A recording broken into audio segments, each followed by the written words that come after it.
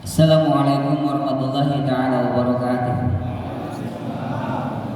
Alhamdulillahirabbil alamin wassalatu wassalamu ala sayyidina Muhammadin sayyidil awwalin wal akhirin wa man ihtada bihadihi ila yaumiddin. Asyhadu an la ilaha illallah wahdahu la syarika lah wa asyhadu anna Muhammadan abduhu wa rasuluhu alladzi la nabiyya ba'dahu. Allahumma shalli ala sayyidina Muhammad wa ala alihi wa sahbihi ajma'in. Faqala Allah ta'ala fil Qur'anil Karim wa huwa asdaqul qa'ilin a'udzu billahi minasyaitonir rajim wa likulli ummatin ja'alna mansakan liyadhkuru ismallahi ma razaqahum min bahimatil an'am. Al-ayat. Wa qala Rasulullah sallallahu alaihi wasallam innallaha katabal ihsana ala kulli syai'in idza qataltum fahsinul qitlah wa idza dabahtum fahsinul dhibha falyuhid ahadukum syafratahu wal yurid biha. Puji dan syukur kita panjatkan kehadirat Allah Subhanahu wa taala yang hari ini kita dipertemukan bermuwajahah secara langsung, yang mungkin beberapa ikhwah pernah ketemu di medsos, di WA atau di Facebook, dan tentu ini adalah karunia Allah kita bisa dipertemukan secara langsung, yang mudah-mudahan khairukum man dzakarahu bikum ilallah. Yang terbaik di antara kalian itu adalah ketika bertemu kita saling mengingatkan kepada Allah Subhanahu wa taala. Salawat serta salam semua senantiasa dilimpahkan kepada Habibana wa Nabiyana Muhammad sallallahu alaihi wasallam, seorang pribadi yang insyaallah akan senantiasa menjadi uswah dan qudwah kita ila yaumil qiyamah. Sebelum ke materi, karena sebetulnya dari tadi sudah banyak materi yang tersampaikan. Ini orang tua kami, guru-guru kami, sehingga Ima sebetulnya bagian ngadong awet makan siang. Tapi sebelum ke materi, ada penyerahan dulu rompi kepada para tamu undangan dan beberapa orang di kamu saja. Kepada Haji Asep Irawan Syafi'i selaku Ketua DKM dan Ketua MUI Karawang, dan sekaligus kita titipkan rompi ini untuk Wakil Bupati Karawang Haji M. Saifullah, ya. Semoga nanti rompi ini nggak hanya disimpan, tapi ketika dipakai nggak apa-apa, lumayan bagus nanti buat belanja-belanja ke mall gitu kan. Jadi nanti mungkin dimurahin kalau lihat Juleha gitu kan. Ya, nanti mohon bisa diserahkan dan menjadikan manfaat. Mohon maaf kalau Yusuf Barkah dan Insinyur Handoko dan Ustaz Yusuf udah kebagian tahun 2020. Jadi nggak kita bagi lagi Ustaz Afan. Ya, silakan. Depan akan diserahkan dari Ustaz Ali Subarka untuk menyerahkan, dan mungkin nanti bisa langsung dipakaikan. Ini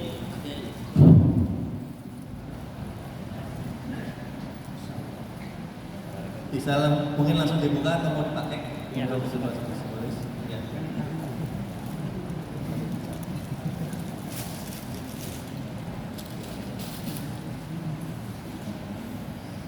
10 tahun lebih muda saya. Masya Allah. Ya.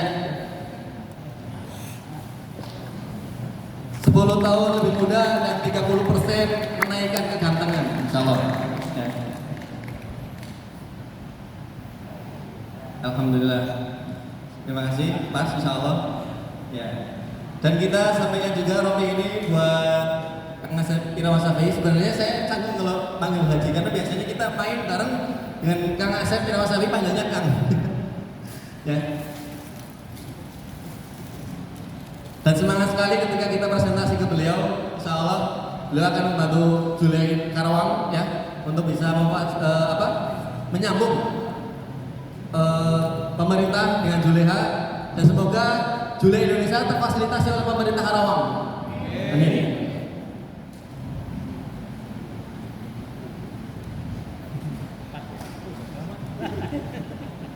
Ya, terima kasih. Silakan kembali ke tempat. Satu lagi buat Haji Aib, ya, mohon disampaikan. Oke.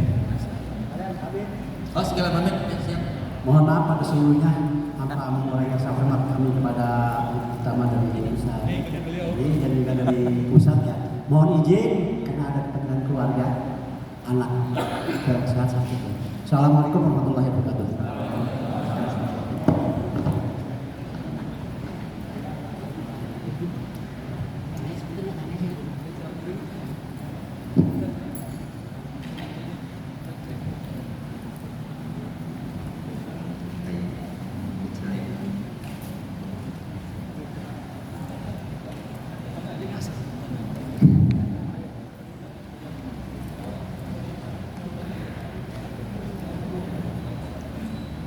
Baik,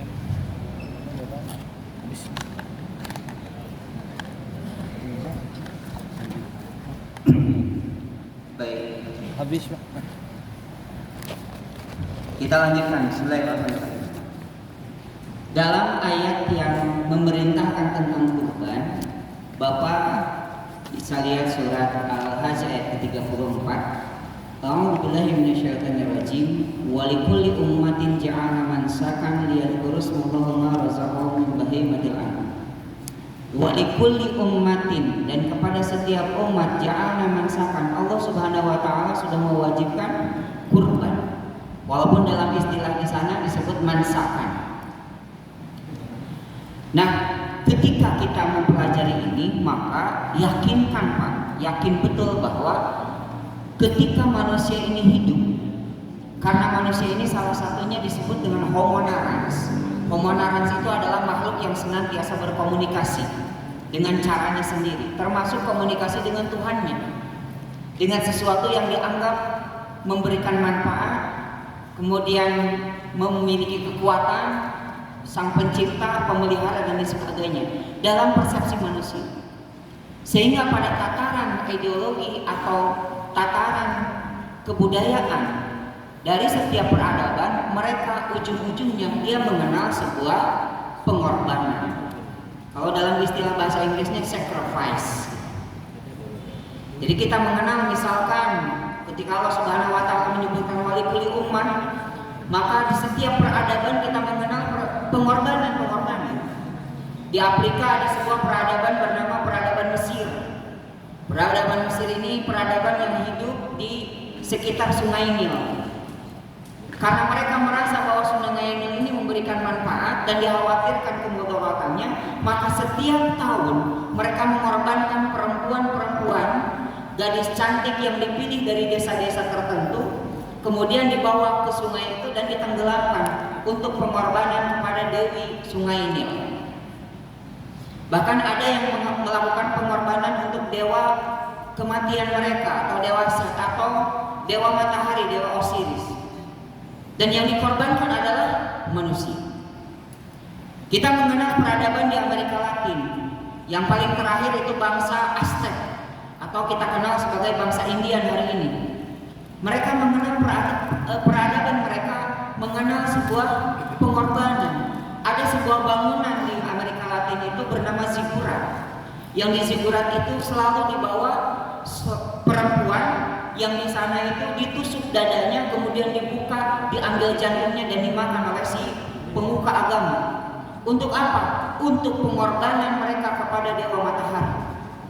Karena dalam persepsi mereka, matahari ini karena dia berputar, dia membutuhkan oli, dan olinya itu darah manusia. Gitu ya. Kemudian di Skandinavia ada satu bangsa bernama bangsa Viking. Bangsa Viking. Beda jeung Persib. Bangsa Viking ini hobinya adalah berperang. Hobinya berperang. Kalau sudah jadi laki-laki dewasa, maka dia harus berperang. Kemudian setelah berperang di lautan gitu kan, maka mereka merompak atau merampok, sehingga disebut perompak. Nah, karena mereka senangnya berperang, maka yang paling ditakuti oleh mereka itu adalah dewa perang. Setiap tahun mereka mengorbankan orang-orang baik atau pemuka agama, dibawa ke laut kemudian ditenggelamkan untuk persembahan kepada dewa mereka bernama dewa perang mereka bernama dewa Odin. Punten yang namanya agak sama. Kemudian kita tarik Pak, banyak di setiap peradaban kita tarik ke Indonesia.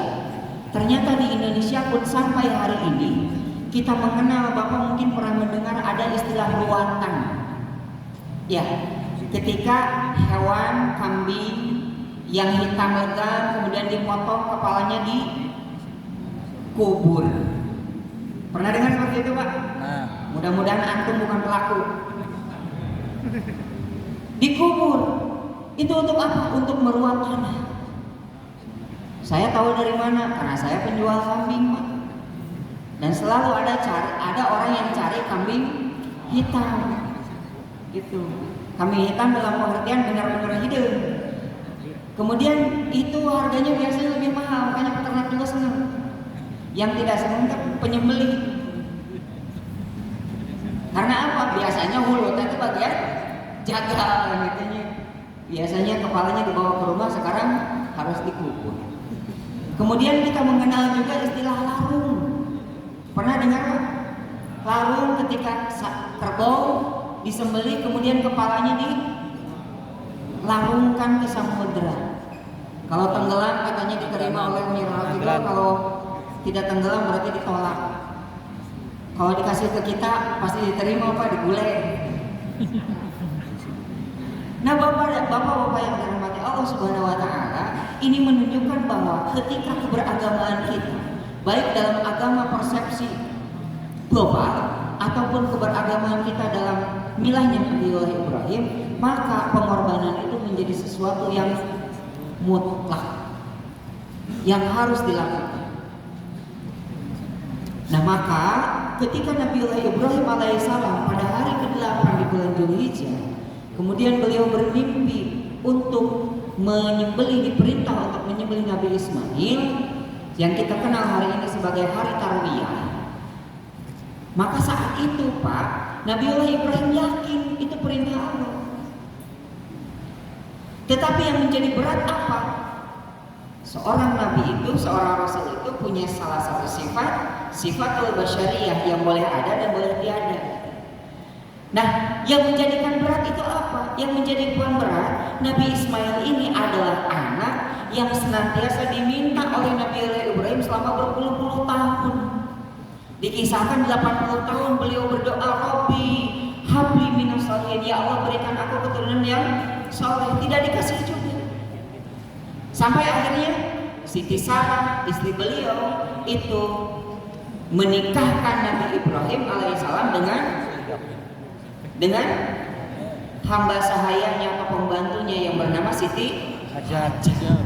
Jadi poligami itu dinikahkan sama istrinya, Pak.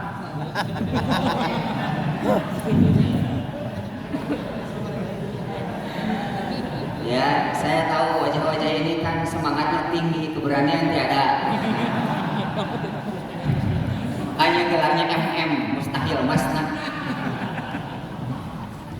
Jadi Siti Sarah kemudian menikahkan dengan Siti Hajar, dan qadarullah kemudian Allah Subhanahu wa Ta'ala mengaruniakan seorang putra bernama Ismail. Dan tidak hanya itu Pak, diuji kecintaan beliau itu dengan apa? Tiba-tiba Siti Sarah itu kemudian cemburu. Nah ini yang berat. Maka nama yang poligami pikir 2 kali. Maksudnya senangkan dulu istri yang pertamanya. Timbullah rasa cemburu sehingga apa? Kemudian meminta Nabi Ibrahim itu untuk menghijrahkan Siti Hajar dengan Ismail kemana? Ke Mekah yang sekarang disebut dengan Mekah Al-Mukarramah. Dulu Pak, Mekah itu tidak ada apa-apa. Padang pasir yang jauh ke sana kemari, kemudian hanya dihimpit oleh bukit-bukit gitu. Dan pada saat itu dalam perjalanan kurang lebih 4 bulan sampai membawa 60 ekor domba waktu itu untuk bekal di perjalanan, sampailah ke Mekah Al-Mukarramah. Sampai di situ kemudian anak ini beranjak dewasa, beranjak kecil, dewasa, menjadi anak-anak yang sangat lucu. Bahkan dikisahkan pada saat lucu-lucunya nih anak Nabiullah Ismail, maka datanglah perintah Allah Subhanahu wa Ta'ala untuk menyembelihnya. Dikisahkan pada usia 20 tahun. Jadi 20 tahun waktu itu masa lucunya. Kalau sekarang pika lucuan berep. Jadi beda zaman, karena dulu itu Nabiullah Ibrahim sendiri berumur 350 tahun gitu ya. Nah, bukan tidak yakin itu perintah Allah, tetapi sifatul basyari ini anak gitu ya. Sudah jauh-jauh diminta, kemudian dipindahkan ke Mekah, kemudian setelah lucu, setelah anak ini beranjak disuruh disembelih, itu yang bikin berat. Dan yang lainnya adalah anaknya satu-satunya Pak. Kalau seandainya perintah itu kemudian ada turun untuk menyembelih salah satu anak beliau, dan anaknya ada 4 atau ada 2, mungkin masih bisa mana yang paling bengal kan itu, mana yang paling bisa sebelum gitu kan. Itu yang dipilih, mungkin tidak akan ada beban. Kenapa? Bapak-bapak yang dirahmati Allah, saya mengatakan hal yang biasa. Kenapa? Karena Nabiullah Ibrahim itu hidup pada abad 18 sebelum Masehi, yang pada saat itu peradaban dunia mengenal pengorbanan berbentuk manusia. Gitu. Nah, maka ketika Nabiullah Ibrahim, singkat cerita ya, karena saya dibatasi sampai makan siang. Kalau lewat makan siang, mungkin saya akan dilaknat oleh peserta ini. Karena bagian makan masih ngomong. Saya singkat cerita bahwa Nabiullah Ibrahim kemudian berdialog dengan istri dan anaknya sampai kemudian insya Allah aku akan termasuk orang yang bersabar. Laksanakan ayah. Tetapi pada saat penyembelihan dikisahkan Nabi Ismail ini meminta kepada ayahandanya, wahai ayahku, khawatir aku berontak, ikat kaki dan tanganku. Jadi mengikat hewan nanti itu bagian dari sunnah, walaupun memang diperbolehkan tidak diikat sepanjang tidak mudarat, tidak membahayakan. Kemudian setelah itu aku tidak akan kuat untuk disembelih, maka aku akan tutup mata. Sehingga ada sebagian teman-teman kita yang ketika kurban mata sapinya ditutup. Itu diperkenankan. Nanti kita bahas. Kemudian engkau pun tidak akan sanggup melihat aku disembelih, palingkan wajahmu wahai ayah. Gitu ya, salah satu dialognya. Maka ketika Nabiullah Ibrahim menarik pisaunya, maka kalau mengikuti kisah ini, maka kita bisa dapat gambaran bahwa Nabiullah Ibrahim pertama kali menyembelih Nabi Ismail atau hewan kurbannya itu dari bawah, karena tidak mungkin dari atas. Karena di atas dalam keadaan tidak melihat itu bahaya. Tetapi dari bawah diposisikan, kemudian beliau tidak melihatnya dan menariknya. Pada saat ditarik, gitu ya. Pada saat ditarik terjadilah persembelihan, maka malaikat yang berkumpul ketika itu kemudian berucap Allahu Akbar, Allahu Akbar, Allahu Akbar. Saking takjubnya kejadian itu. Bapak, jangan bayangkan dicerita, bayangkan kita punya anak itu kita minta panjang gitu ya. Kemudian dikaruniai dan anak ini dalam keadaan soleh, pada saat itu kita harus mempersembahkannya kepada Allah. Itu dramatis luar biasa. Dan malaikat pun tahu bahwa ini kejadian yang luar biasa sehingga berucap Allahu Akbar, Allahu Akbar, Allahu Akbar. Disambut oleh Nabi Ismail yang ternyata sudah diganti oleh Allah Subhanahu wa taala oleh domba kibas dari surga, yang konon katanya ini adalah domba yang dipersembahkan oleh Habil, keturunan Nabi Adam, yang dipersembahkan, diterima dan diasuh di surga, dikembalikan jadi hewan kurban. Kemudian berucap la ilaha illallah wallahu akbar. Baru setelah mendengar itu Nabiullah Ibrahim sadar dan tahu bahwa yang disembelih itu bukan Nabiullah Ismail, sehingga berucap Allahu Akbar walillahil. Sampai hari ini takbir itu kemudian dikumandangkan kita dari terbenam matahari pada malam takbir sampai nanti terbenam matahari di hari tasyrik. Maka apa hikmahnya? Hikmahnya adalah Bapak yang dirahmati Allah, kurban itu buat Allah. Kalaupun antum hari ini mengorbankan diri dan seluruh keluarga untuk Allah Subhanahu wa taala, buat Allah tidak akan berguna dan tidak akan menambah apapun. Ya, cuma maka dikuncikan rugi? Enggak. Karena kita adalah milik Allah Subhanahu wa taala. Anak-anak kita adalah titipan Allah Subhanahu wa taala. Ketika dikorbankan buat Allah tidak akan berubah apa-apa. Tidak akan menambah kemuliaan, tidak akan mengurangi kemuliaan Allah Subhanahu wa taala. Tetapi Allah ingin sampaikan kepada kita, kepada umat manusia di peradaban ketika itu, bahwa mengorbankan manusia itu kecil, tetapi berharga atau terlalu berharga untuk manusia, untuk menunjukkan kecintaan, keimanan dan ketakwaan kepada Allah. Cukuplah dengan hewan kurban yang terbaik, yakni yang disebut dengan udhiyah. Sehingga pengertian udhiyah itu adalah hewan kurban berupa hewan ternak atau binatang ternak berkaki empat atau ruminansia yang halal, kemudian disembelih dengan cara didabih dan dinahar. Jadi kalau nanti ditanya bolehkah kita berkurban dengan ayam, jawabannya bagaimana Pak? Itu bukan udhiyah. Tapi kalau bapak-bapak mau bertadhiyah dengan ayam dipotong kemudian dijadikan makanan, dijadikan konsumsi, itu tadhiyah kita, pengorbanan kita, bukan hewan kurban. Karena hewan kurban itu harus berkaki 4. Gitu. Nah yang kedua hikmahnya adalah perhatikan ketika Nabiullah Ibrahim itu menyembelih, maka yang terucap itu takbir, bukan istighfar. Kalau sekarang misalkan ada kurban ketika dipotong, ada yang berucap astagfirullahaladzim, penyembelihan aja repatut, maka itu tidak sunnah, tidak mengikuti milahnya Nabi Ibrahim alaihi salam. Maka lahirlah Juleha yang kemudian mengedukasi kita semua untuk berkurban lebih baik, sehingga kurban ini tetap terasa syiarnya, wa may yu'dim sya'airillah innahu min taqwal qulub. Yang kedua, bapak-bapak yang dirahmati Allah, kenapa lahir Juleha? Tadi sudah disinggung. Dulu seorang penyembelih itu disebut jagal. Kalau bapak dengar kata jagal yang terpikirkan apa? Serem, badan gede, gitu, hitam, bertato, bawa pisau, kumis, pakai sepatu bot. Sehingga satu ketika 2016 saya diundang untuk memotong seekor sapi. Sapinya 6,5 kintal, besar Pak, dibandingkan saya. Si Bu Hajinya tanya, mana cina jagalnya? Kata yang bawa itu, ini dipotongnya Bu Ustaz. Nah, cina jagal kedetik gitu. Kalau Ustaz Ali rada pantas, gagal. Kalau saya apa kecil. Jadi persepsi orang tentang jagal itu dalam tanda petik konotasinya negatif. Padahal peran seorang jagal itu, perhatikan, ini ada hewan yang halal, masuk ke RPH, masuk ke tempat penyembelihan, dipotong oleh jagal, dia keluar dari RPH, itu bisa 2 kemungkinan. Dan hanya ada 2 kemungkinan. 1 halal, 2 haram.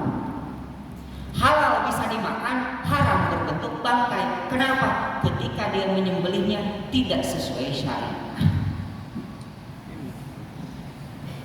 Apakah mungkin seorang jagal tidak memenuhi syariat? Sangat mungkin. Kenapa? Karena penghargaan masyarakat kepada jagal itu tadi negatif, kemudian kecil.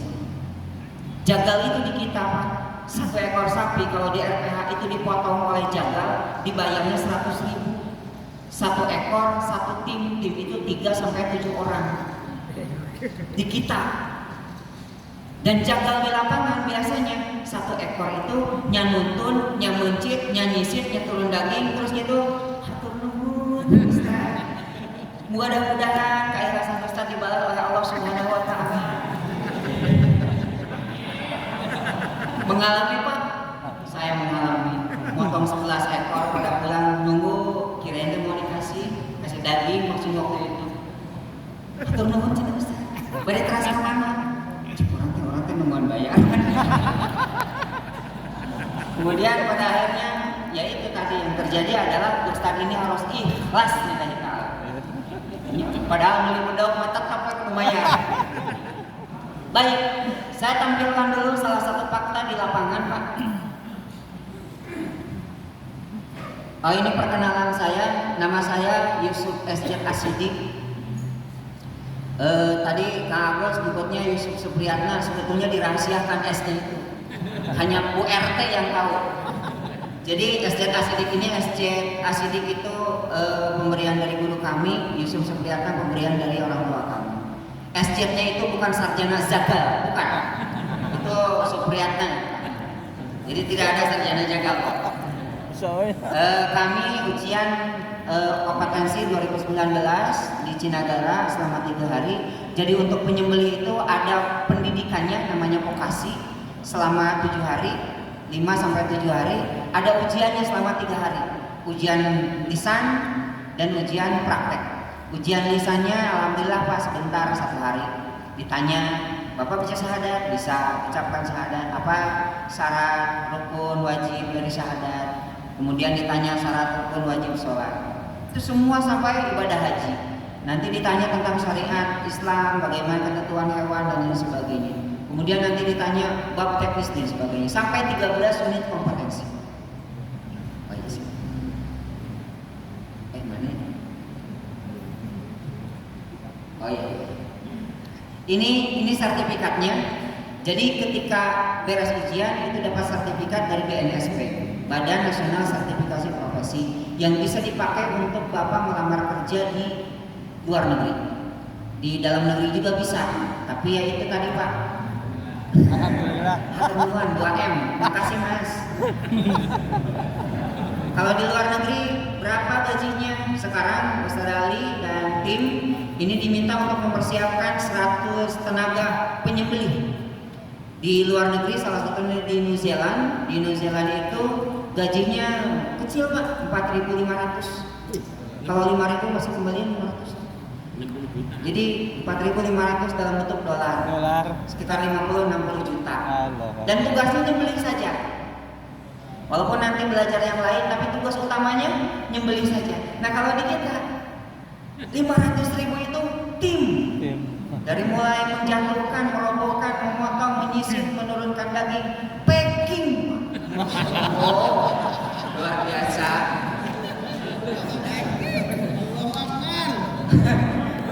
Maaf kalau ada yang senasib, saya sudah lewat.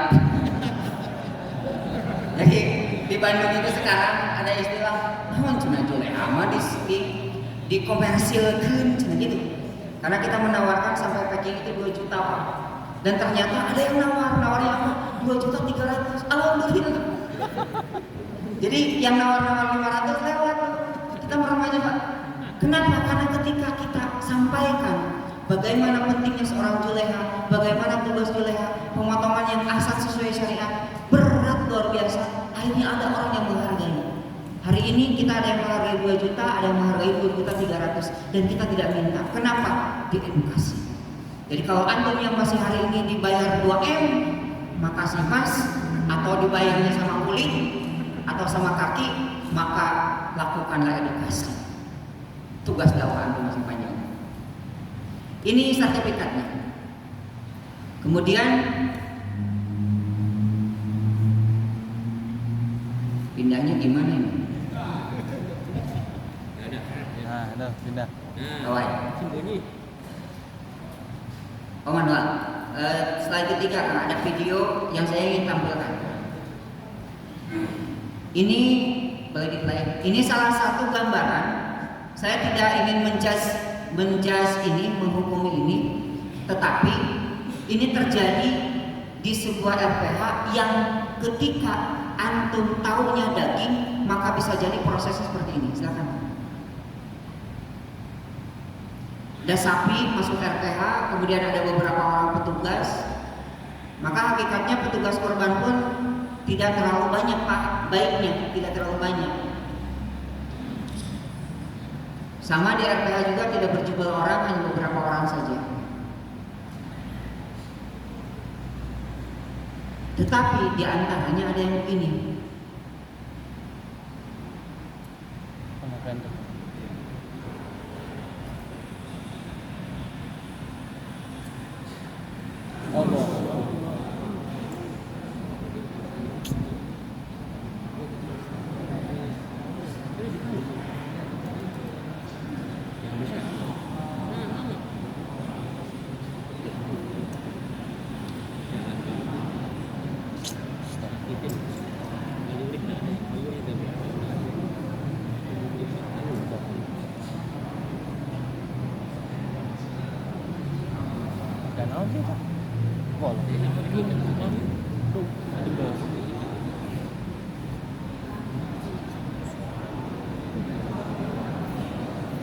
Palu.